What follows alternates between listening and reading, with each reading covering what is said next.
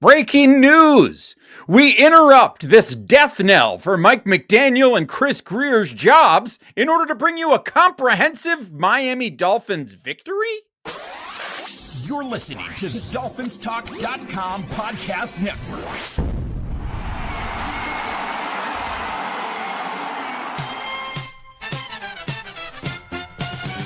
There's a team that's in our hearts.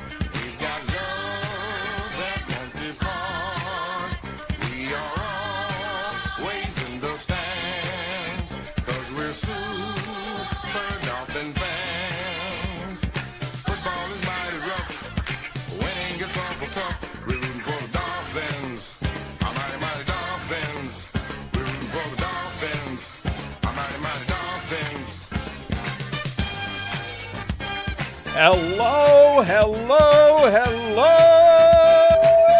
Miami Dolphins fans, and welcome to the Same Old Dolphins Show, part of the DolphinsTalk.com podcast network. I'm Josh Katzker. With me today and every day is my brother from the exact same mother, Aaron the Brain. Aaron, say hello to the people.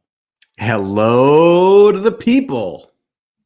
Aaron, Miami Dolphins 34, Atlanta Falcons 10. That was unexpected. Unexpected, knocked me out of the survivor pool. Of course they would go and do that on the road. Oh, ye of little faith.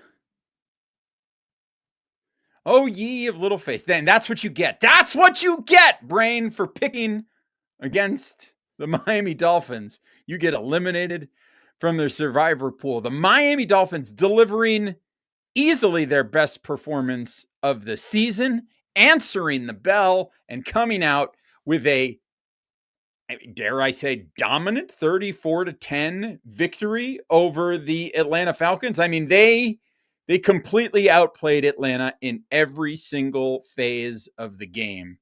And, well, that's what we're going to talk about today. We're going to talk about the game. We're going to talk about our takeaways. We're going to talk about what does it mean. We're going to do a pulse check. We're going to do all of that today here on the Same Old Dolphin Show. But before we do that, a reminder to you, if you're not doing so already, to make sure you're following us at Amplified to Rock, at Aaron the Brain. That's at Aaron the Brain. The show is at Same Old Dolphins. You can download, rate, review, and subscribe to the Same Old Dolphin Show on Apple Podcasts, Spotify, Stitcher, SoundCloud, everywhere that you get your podcast. We also invite you to make sure you're visiting DolphinsTalk.com each and every day. It's your one-stop shop for all things Miami Dolphins. And listen, if you are looking for the latest and greatest Miami Dolphins gear or gear for any other South Florida professional or college sports team, the place to go is caneswear.com. They're going to have you covered with the best and most affordable Miami Dolphins and South Florida sports team merch. If you're in South Florida, you can go to 7655 University Drive and visit Caneswear in person.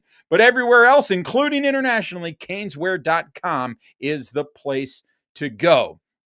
And of course, we'd be remiss if we didn't mention Dolphins Talk Extra, patreon.com/Dolphins Talk. You get bonus podcasts with me and Aaron the Brain, bonus podcasts with Mike.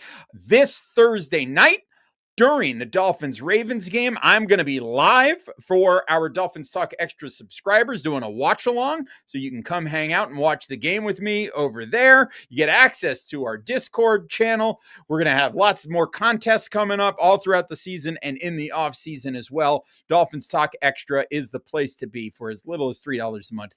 More Miami Dolphins content that you can handle. And because the holidays are coming up as well, it's a pretty good gift idea as well for the Miami Dolphin fan in your life. So head on over patreon.com/DolphinsTalk. You can subscribe for as little as $3 a month. And if you're watching live on the Dolphins Talk YouTube channel right now, smash that like button, subscribe to the channel. Go ahead, smash that thumbs up button right now, subscribe to the channel, and turn on notifications so you're notified every time we go live, because lots of good stuff coming your way here on the Dolphins Talk YouTube channel. And let us know in the comments, how are you feeling? How you doing? Where are you watching from? Where are you listening from? We'd like to hear from you, so let us know in the comments. Brain, let's dive right into it.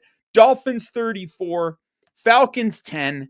Tua Tagovailoa wakes up Sunday morning. This guy who was just earlier this week in a press conference talking about how he can't see Jalen Waddle over the offensive line, wakes up Sunday morning with his eyes swollen shut, out there looking like Sloth from the Goonies. And Tua comes in and just tears apart the Atlanta Falcons. Now, let's not get carried away. He wasn't anything like, it wasn't an out of the world performance, but he was very efficient. It was certainly his best game of the season. 20 of 26 for 205 yards and 4 touchdowns, a 138.6 passer rating. And he was so good in this game that the Dolphins were so comfortable in this game, they walked away and they ended up getting Zach Wilson snaps in the fourth quarter of this game. So, Brain, let's start there with Tua, because he has been one of the main culprits of the reason that this team has kind of looked so lackluster in the first 7 weeks of this season. He just hasn't been there. He just hasn't had it. But whatever it was, he seemed to be out there ready to go on Sunday against Atlanta. Well, I think they made some things a lot easier for him. I think having Julian Hill out, Darren Waller out, instead of running the same offense and throwing, Greg Dulcich and Tanner Connor out there for a ton of plays, the Dolphins did something different. The Dolphins decided to play an extra offensive lineman, go heavy personnel with an off-balance line, and commit to running the football.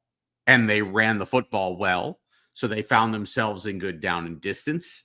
They found themselves having a lot of balance. They didn't find themselves in a lot of third and long situations. And I thought the offensive line did a good job of protecting Tua when he did throw. And Tua did a good job of getting the ball out on time. I think being in a dome and not having to deal with elements also plays to Tua's strengths. And I think playing with a lead for the vast majority of this game, basically the entire game, really played into the strengths of the offense as a whole, but also the offensive line and Tua. So I think it was sort of a perfect storm of everything working for Miami. That ultimately allowed Tua to have his best game. And Tua deserves credit because he executed the offense and he put the ball where it needed to be. It was a good game. He played a very good game. It was very strong. I mean, and he also had the additional bonus of playing in a dome where the elements were controlled. And, he did a great job. And I think the biggest thing to take away from this game is that for the first time in the Mike McDaniel era, and this is basically halfway through season number 4 of his tenure, and finally he makes an adjustment. Mike McDaniel makes an adjustment that says, you know what? We're not having the success that we want to have with our tight ends blocking. So what are we going to do? We're going to bring in a 6th offensive lineman. And that package opens up for the Dolphins the ability to not just do the outside run that they've done in the past, but they're also running a bit more inside. They're running gap. They mix things up in a very different way. And that ability to generate some kind of push on the offensive line allowed them to do some things differently, which then opened some things up from the passing game. And that allowed Tua to hit Jalen Waddle, reenacting that SEC championship game moment. I mean, you've seen it now. A couple different accounts had put it out this way. And then earlier this evening, the Miami Dolphins synced up the SEC championship moment where Tua hits Waddle on that slant over the middle and takes it to the house, almost identical to the 43-yard touchdown pass that they connected on Sunday. I think this was possibly the best coaching job Mike McDaniel has ever done, approaching a game, making those changes, calling a great game, and that really allowed things to open up for that offense to click on all cylinders on Sunday. I think he called a good game. I think the team executed. I think there's a lot to be said for the other team that they played not having a great game on both sides of the ball. And like whenever you win a game in this league by 24 points, like the Dolphins lost the game to the Browns last week by 25 points. Do I think the Browns are 25 points better than the Dolphins?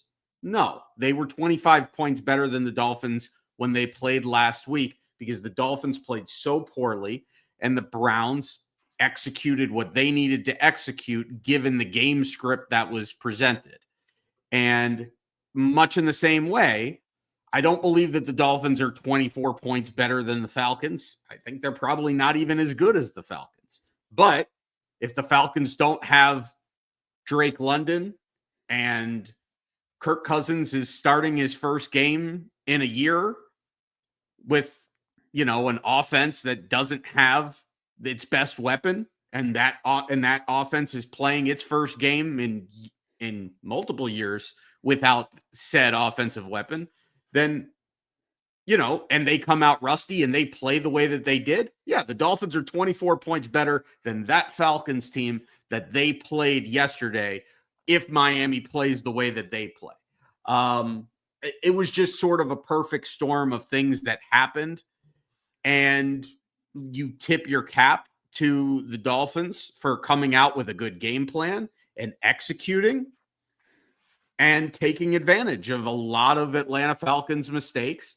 And even if Atlanta doesn't, and I'm not saying that Miami doesn't win this game if Atlanta comes out and plays a solid football game, but the game script being that it was the way that it was, it really, really played into Miami's hands because Miami being able to build a big lead took Atlanta out of the one thing that they wanted to do in this game, which was to give Bijan Robinson probably 30 touches.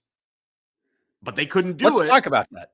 But let's talk about it. Let's talk about what Miami did on defense, which I think is probably with all the Tua stuff and the off-balance line, the playing the extra offensive line, to me, the biggest, most important takeaway that I have from this game came on the defensive side of the ball. Yeah, and I would agree with you on that because I think in spite of everything that the Dolphins did offensively, and there's no doubt about it, they had their best offensive performance of the year in this game. What they did on the defensive side of the ball was, I think, borderline more impressive just in terms of they made the commitment that they made the adjustment that they were not going to let Bijan Robinson beat them on the ground. And I will say that while, yes, Atlanta was missing one of their best weapons, I think Bijan is clearly the best weapon on that team. But Drake London, who they were missing, wide receiver 1, is one of the best weapons on that team. And him being a no-go, we got the notification late Saturday that he was dealing with an injury and it would be questionable to go on Sunday. And then we got the news Sunday morning that he was not going to play. That was a big boost to Miami. And the adjustments that they made defensively, they said, listen, Kirk Cousins, you're going to have to beat us through the air. And Atlanta then ran out the shambling corpse of Kirk Cousins, who just looks washed beyond being washed in this game. But be that as it may, they said, okay, well, shambling corpse of Kirk Cousins, you're going to have to beat us in the air. We're making this commitment to stop the run. And that team, they were playing like bats out of hell. I mean, Jordan Brooks played out of his mind on Saturday.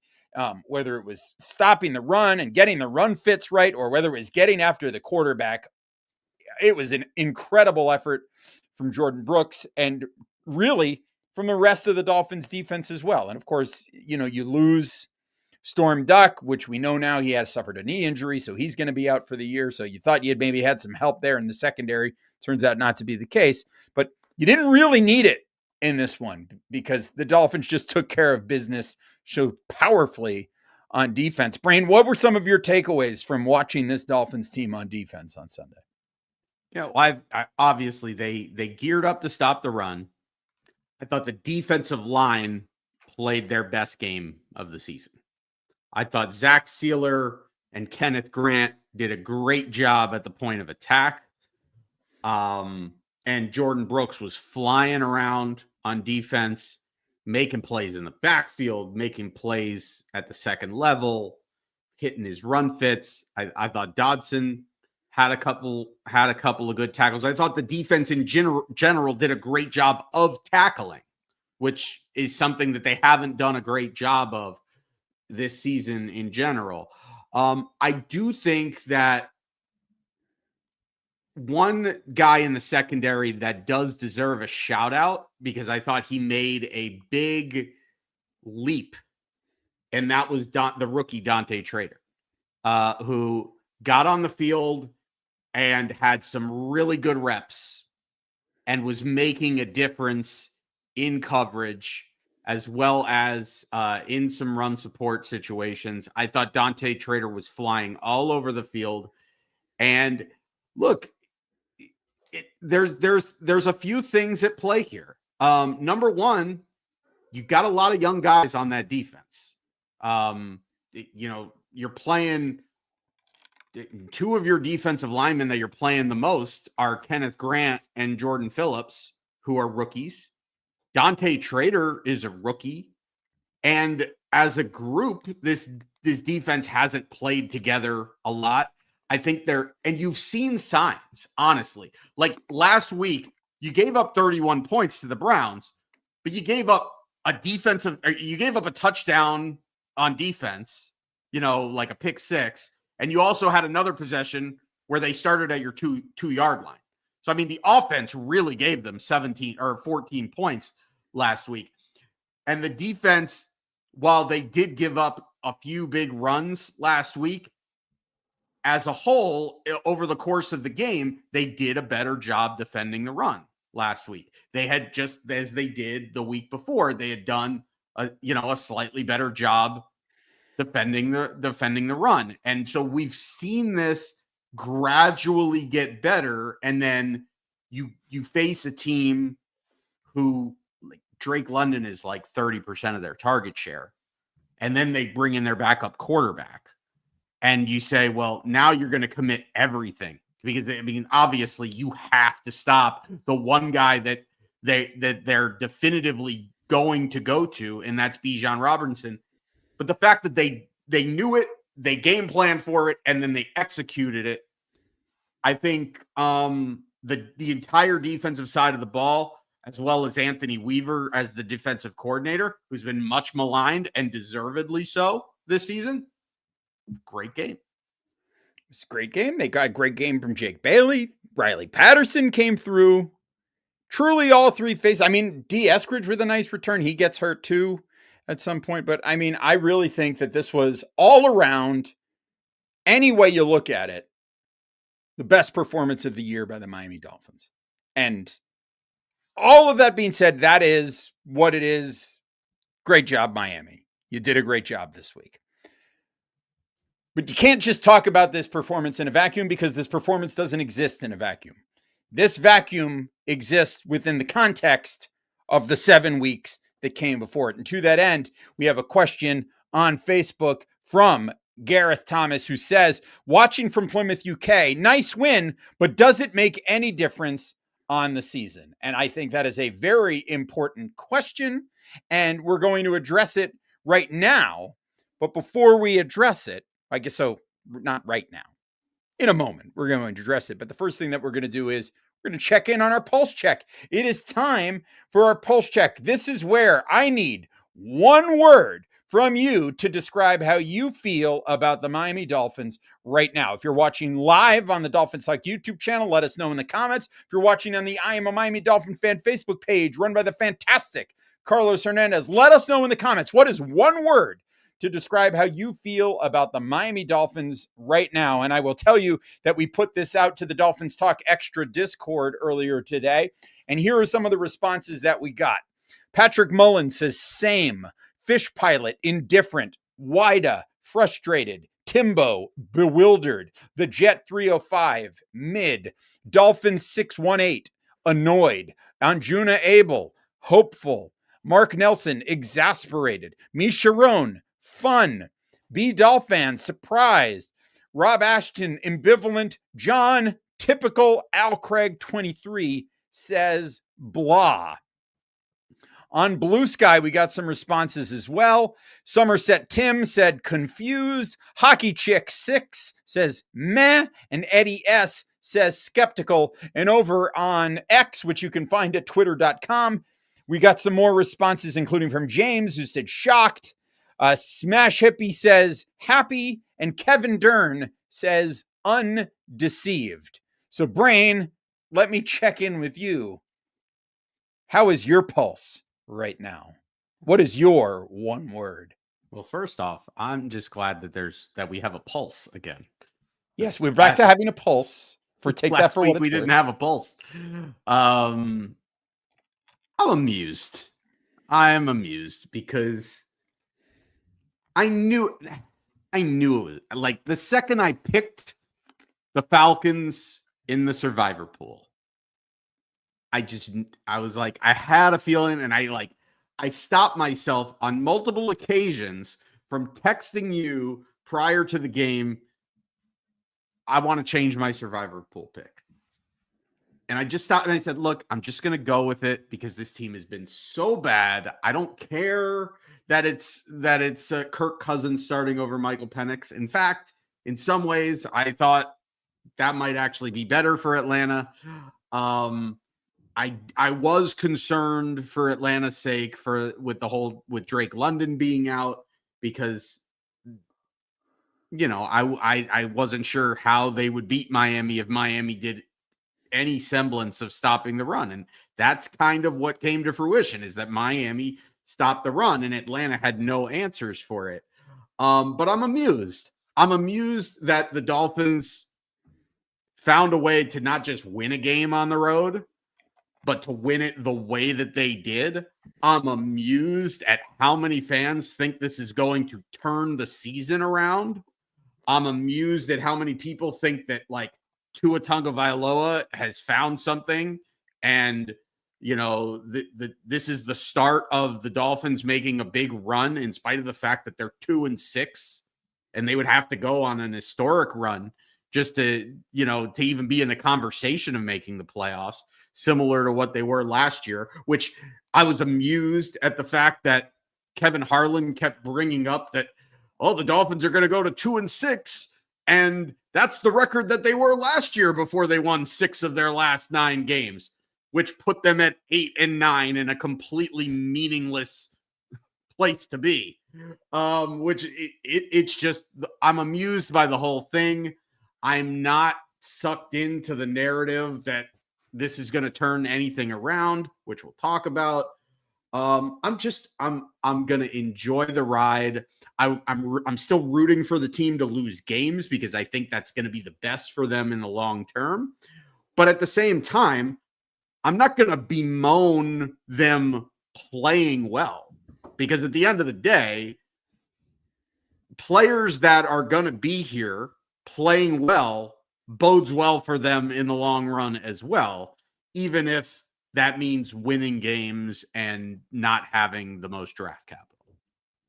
Yeah, I'm not going to argue with that. I think amused is a very fair way to feel about this. We've gotten some pulse checks from the live audience here.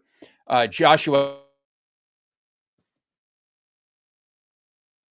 Trying to get these shown up. Here we go. David DeGraffenreid says bizarro world. Russ Stanton says inconsistent. I don't know this one from Jordan Murray. He says Brady Cardia. Don't know what that means. And we also have from Kazel Cage, unsatisfied. Yeah, I mean, I think all of those are fair. Maybe Jordan can give us some insight as to what that phrase means. I know a lot of $5 words. I don't know about that one, but I can tell you what my word is. And mine is quite simply unwavering. This game does nothing to change my opinion of this team, who they are, what they are, and what needs to happen. It does nothing to change my opinion that Greer needs to go, McDaniel needs to go, and they need to change up the quarterback because he's not the solution. And that, like, the best thing for this team right now is to lose and to continue to lose and to just put themselves in the best position possible at the end of the season to move on to whatever the next thing is. Have as high a draft pick as you can possibly get, and, make your offseason position such that it makes you more attractive to the new GM, to the new head coach. That is where I felt coming into this game, and it's where I feel now. Because as you pointed out, in response to Kevin Harlan, I almost said it out loud as we were sitting there watching the game together on Sunday, on my birthday, no less, that when Kevin Harlan was like, last year, don't forget, they won 6 of the last 9, and they ended up 8-9. And I'm like, that's where they would end up here if they won the last 6 of the last 9. They would end up at 8-9, and it would be completely pointless because you don't judge a football team based on moments in the season. You base it on the whole of the season. And yes, while if the Dolphins finished 6-9 from here, and so finished winning 7 of the last 10 games of the season, they would still end the season 8-9, which let us not forget what Stephen Ross said in his statement at the end of last season. He says continuity in leadership is not to be confused with an acceptance that status quo is good enough. And hello, finishing 8-9 is literally status quo with this team because they're literally the same old Dolphins. And that's what it would be if they ended up somehow, and granted, I'm not holding my breath because I think that's something that is likely. The performance that they put together on Sunday was great. It was their best game of the season, but it was against an Atlanta Falcons team that has been incredibly inconsistent in their own right. And they were up there with a backup quarterback. Like I said, the shambling corpse of Kirk Cousins, completely washed. They were without their number 1 wide receiver, and the Dolphins changed up what they were doing on offense, and it caught Atlanta completely off guard. Do they get credit for that? Yes, they absolutely do. But it comes back to the same thing that we've been saying about this team for 4 years. Sometimes this team has no problem going on the road into an indoor stadium to take on a mediocre football team and look really good. It does nothing to change the fact that when this team goes up against a genuinely good team, particularly on the road late in the season, that they can't ever put it together. So it's all still out there in front of them to prove. To me, the only way that this game would get me to change my opinion would be if this game represents the start of a 10-game win streak that's going to take you through the rest of the season. And guess what, folks? Not going to happen. So again, I am unwavering when it comes to my opinion about this team. As Kevin Dern said, he's undeceived. Yes, okay, they were able to put it together, and they were able to beat a mid-Atlanta Falcons team on the road in a controlled environment in a dome. We know that that's something that this team is capable of doing. It's been something that they've been capable of doing, even in a year where they've been like way worse than anybody could possibly imagine. This is still not a very good football team. Yet, listen, now they're going to go home on a Thursday night on a short week. They're going to get a traveling Baltimore Ravens team at home, and they're going to have an opportunity. This is a much tougher opponent because Lamar Jackson is coming back for this game. So Baltimore is going to represent a much greater threat than Baltimore's also 2-6 record represents. And you know what? There is a possibility that Miami might just be able to do it because it's a very difficult thing for an NFL team to do, to travel on a short week on a Thursday night to win a road game. It's a very difficult thing to do. We've seen the Dolphins do it in the past. And we know that they've been able to handle Lamar Jackson and the Baltimore Ravens at home. So maybe they go out there and they get a win. But then the following week, they've got Buffalo. And then the week after that, they've got, the Washington Commanders coming up. And they've got tough games ahead. Unless they can somehow put it together and get it in such a way that losing is a thing of the past for this team, very difficult to be able to look at this team and take him seriously as like a legit threat or that this is a turning it all around moment. It was a good game on Sunday. I'm, good for them that they had that performance. But to me, overall, it's one of those things where I walk away going, yeah, I think they kind of hurt their draft stock in this one. That's ultimately how I feel about it, because I'm not convinced that they're actually a good team. I think they caught lightning in a bottle on one day on Sunday, and that kind of is what it is. And, they've got a lot more work to do if they're going to get me to change that opinion, Brain. Yeah. And like the other thing that's getting lost in this is that not only was Atlanta banged up with their backup quarterback and no Drake London, Atlanta's not that good. Like, right.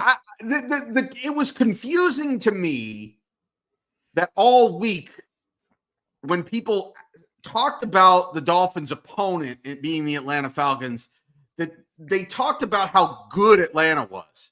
And like that kind of threw me for a loop, because like, do I think Atlanta's bad? I don't think they're necessarily a bad football team, but are they a really good, are they a playoff football team? I don't think so. They're in third place in one of the worst divisions in football at this point. They're 3-4. They came into this game 3-3. So it's not like they were world beaters. And it's not like we haven't seen them lay an egg earlier this season, just a few weeks prior, when they went to Carolina and got shut out 30-0 with their full allotment of players. So like it was a good game by the Dolphins. They played well. The Falcons played poorly. They dropped an easy interception that changes the game immensely at that point if it happens. I think that was the moment that I said, yep, the Dolphins are winning this game. Yeah, there was multiple bad penalties, mistakes from the quarterback. It was the Falcons played a miserable football game. The Falcons played that game last week almost as poorly as the Dolphins played against the Indianapolis Colts to start the season. And the Dolphins took advantage of it. And they played really well. And that's fine. But much like in the double rainbow video that went viral in the early 2000s, what does it mean? What does it mean? It doesn't mean anything. It means as much as a double rainbow means. It means absolutely nothing. It's a win that puts you to 2-6. You beat an Atlanta Falcons team that is now 3-4. You want it to matter? You want it to mean something?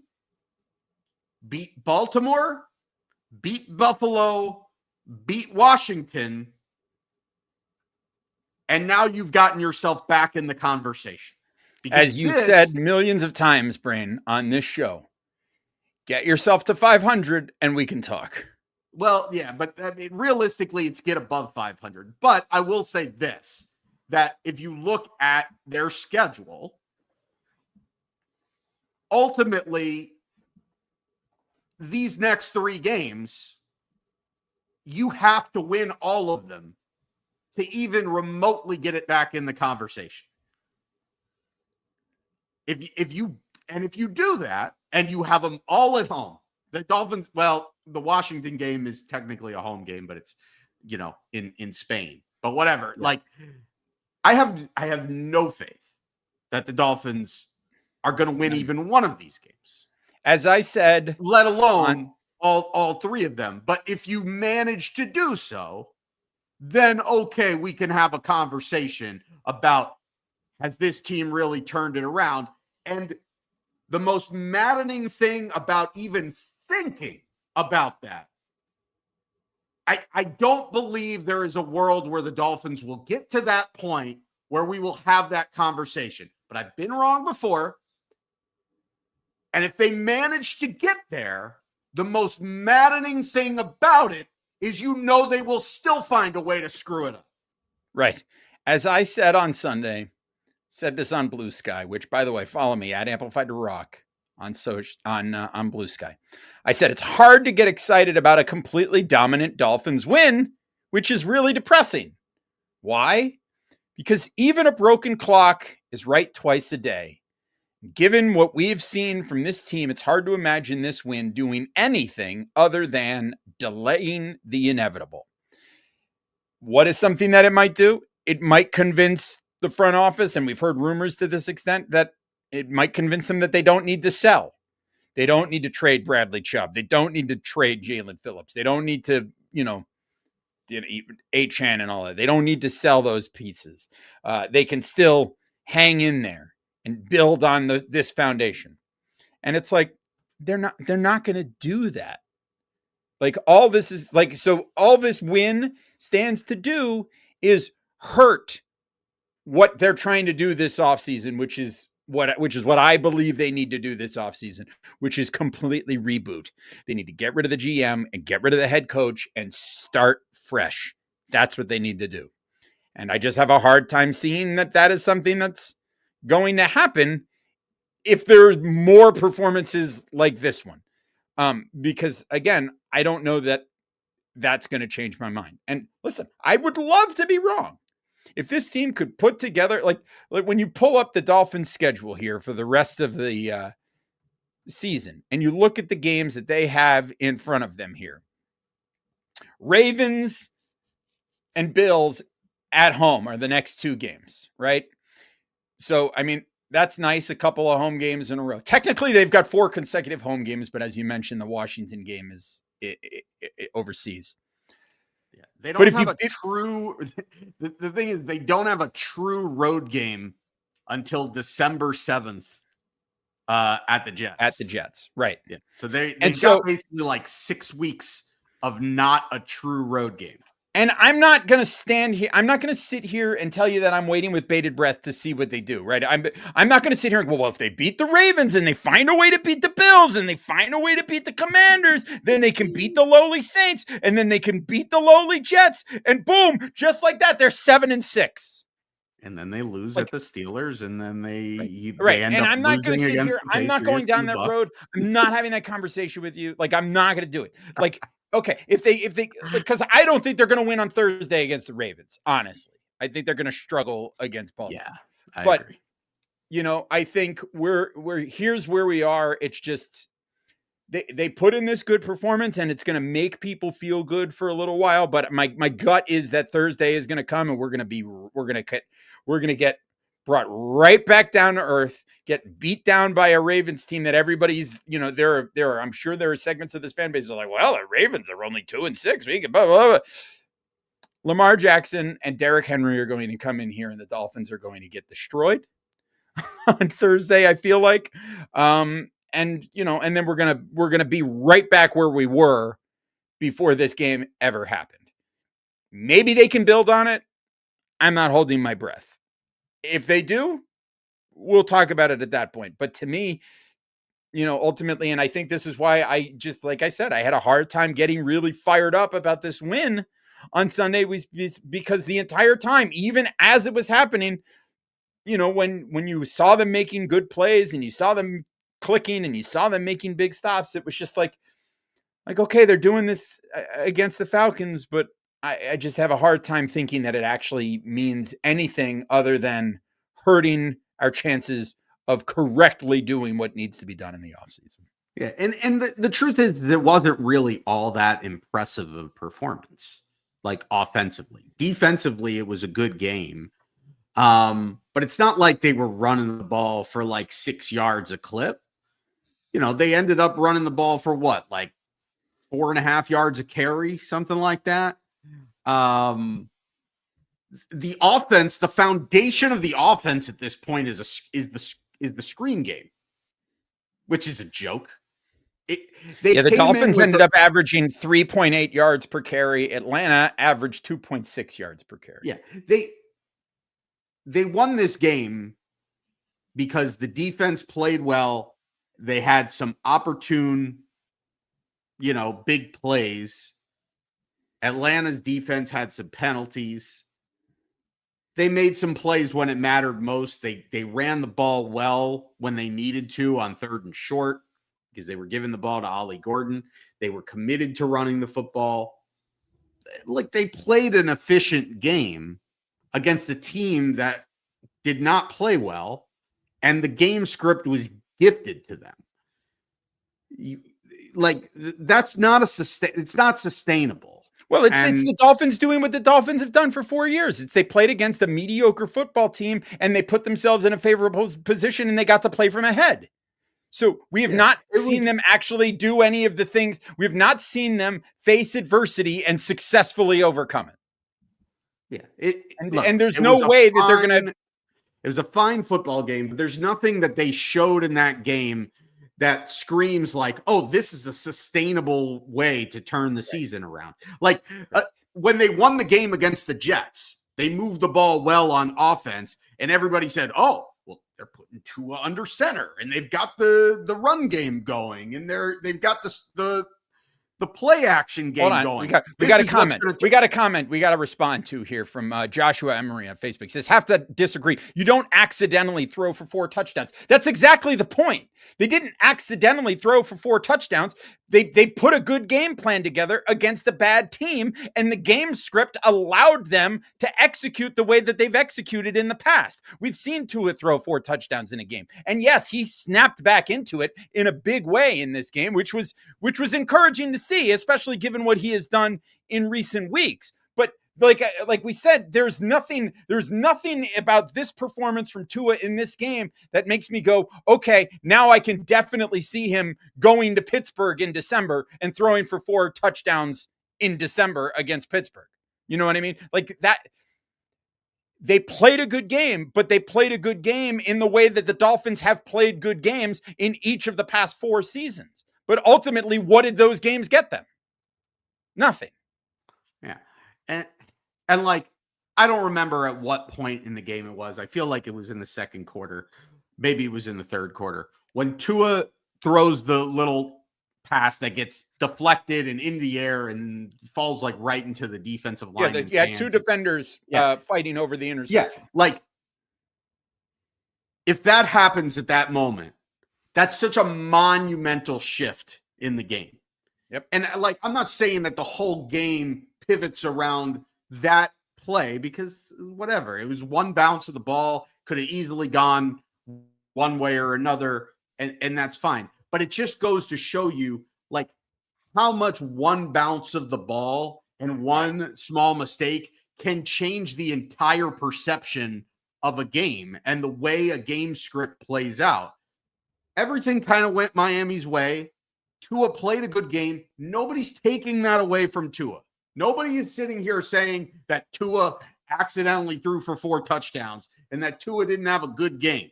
Nobody's sitting here and saying that Mike McDaniel didn't call a good game in throwing in a couple of wrinkles and, the Dolphins scoring 34 points. Nobody's saying that. Nobody's saying that the Dolphins defense doesn't get credit for stopping the Falcons, when, even though Drake London didn't play and Kirk Cousins started in place of, Michael Penix. But those things happened. Right. And it's a piece of the equation. It's a piece of the story. It's a piece of the narrative. The Dolphins did what they needed to do, and that's great. And they played a great game. Show me that you can do that on any consistent basis against more than one good team, and then I'll start believing that this was not just a one-off. But at this point, anybody that thinks that this wasn't just a one-off is just simply hoping. It's simply hoping. It's the same thing with the people that when the Dolphins were 0-3 and they beat the Jets because the Jets played an absolutely atrocious football game and they're an absolutely abysmal football team. It's the people that were saying, oh, well, you got to stop talking about Tua or about Mike McDaniel and Chris Greer getting fired because the Dolphins beat the Jets. No, you don't. Look at the greater picture, which is this is a bad football team that won a game. And so that's all it is. Yeah. You're a 2-6 football team. That's who you are. Can you be better? Sure, you can be better. Do I think that would be necessarily what's best for you in the long run? No, I don't.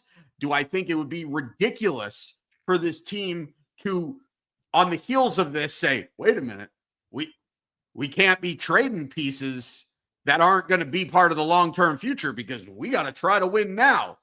You're 2-6. Yeah. You're not Here's winning what I will now. say. Here's what I'll say. Happen. I'll say this. I don't know that the Dolphins are truly as good of a team as they looked like they were on Sunday. They're not. I also don't think that they are as bad of a team as they looked like the Sunday before against Cleveland. I think the truth of the matter is that they are somewhere in the middle. They are about the team that lost to New England and blew the game against Carolina and blew that game against Buffalo. And in each of those games, they showed signs of being able to execute in certain areas, but showed other ways they showed failures to execute. They are a team that has very talented players and has the ability on any given Sunday, things can all click the right way, and they can put together a performance like they did against a very mediocre Atlanta Falcons team on Sunday. I think that is the truth. And the truth of being a team like that means sometimes you're going to put a great performance like that together, and sometimes you're going to put what they've now done twice, 2 performances like they've done against Cleveland and they did against Indianapolis. And there are going to be other games that are a mix of the two, like the New England game, the Buffalo game, and the Carolina game. And that's the truth of the matter. And the truth of the matter is you look at that team and what do you have? A team that's not good enough. You have a team that's not good enough. You have a team that's not a legitimate contender. And like, that's when you look at the big picture, when you look at that this season and you look at that within the context of what we've seen from Mike McDaniel and Chris Greer over all of the years that they have been in charge of this organization, you arrive at the conclusion of this isn't working. It's time to stop this nonsense and start fresh. And that's where I am. And that's why this game doesn't do anything to move me or change my opinion. So that's where we are. So anyway, that's, I think, all there is to say. Like, you have anything else you want to say about this game before we wrap it up here? I'm just glad that Kirk Cousins didn't Jay Fiedler his way into being the Dolphins quarterback in 2026. Wouldn't that have been something? I don't know that there was necessarily a way for that to happen given his contract. But, you know, that was something that was joked about on the Discord. So the joke is that Kirk Cousins is going to have a career game and that's going to audition him to, you know, go somewhere and be a starting quarterback next year. And, you know, the Dolphins famously, you know, gave Jay Fiedler a big contract after Jay Fiedler played really well in mop-up duty in that 62-7 playoff game in Dan Marino's last game. Oh, yes. And so that was the joke. Very well, then. Well, yeah, I'm glad that didn't happen. Yeah. So that's going to wrap us up for this episode. As I said, so Thursday, here's an update, a programming note. Because the game is on Thursday night this week, we are not going to have a standard Thursday Same Old Dolphins show this week. However, if you are a Dolphins Talk Extra subscriber, you will get to have the watch along with me. I know Mike is going to be popping on here and there. Brain might not be watching on the stream with us, but maybe he'll be commenting along. Who knows? We'll see. I also wanted to add we got some pulse checks from the Patreon proper. Gavin West was confused. RG FinFan11 was mystified, and Brad Keel just wrote SOD. Same Old Dolphins. Yeah, that's probably right. So we'll be back Thursday. I'll have the watch along for Dolphins Talk Extra once again, and I'll put that address up on the screen. You can see it right there. Patreon.com. I'll put it in the comments as well for you. It is patreon.com/Dolphins Talk. For as little as $3 a month, you can get in there and have access to the watch along with us on Thursday. I should mention tomorrow, Tuesday, I'm going to be recording a special show with my friend Alec, who is a big Baltimore Ravens fan, and we're going to be looking ahead to Thursday's game as well. So my friend Alec, who used to have a Ravens podcast, we're going to come on and do a quick episode for you. That's going to be available exclusively on the Dolphins Talk YouTube channel, so make sure you tune in to catch that. And then we'll be back. We will have lots more content coming your way here on the DolphinsTalk.com podcast network. So make sure you check all of that out as well. And listen, if you want to try to make a few bucks, mybookie.com, use that promo code Dolphins, and your first bet, you can get that $500 bet back bonus token. If you've never had a MyBookie account before and you sign up using that code Dolphins, you get that $500 bet back bonus, which, hey, why not? If you're going to make a bet, why not have that $500 insured? You know what I'm saying? So check that out. Otherwise, we will be back in your ears next Monday reacting to the Ravens game, although I think I may try to clip something from the tail end of the watch along just so that we've got something in the main feed here for all of you to check out as well. But until then, take care of yourselves and each other. And as always, no matter what, win, lose, draw, and everywhere in between, go Dolphins! Can't believe we got to wait a whole week and a half for the next bagel of the week.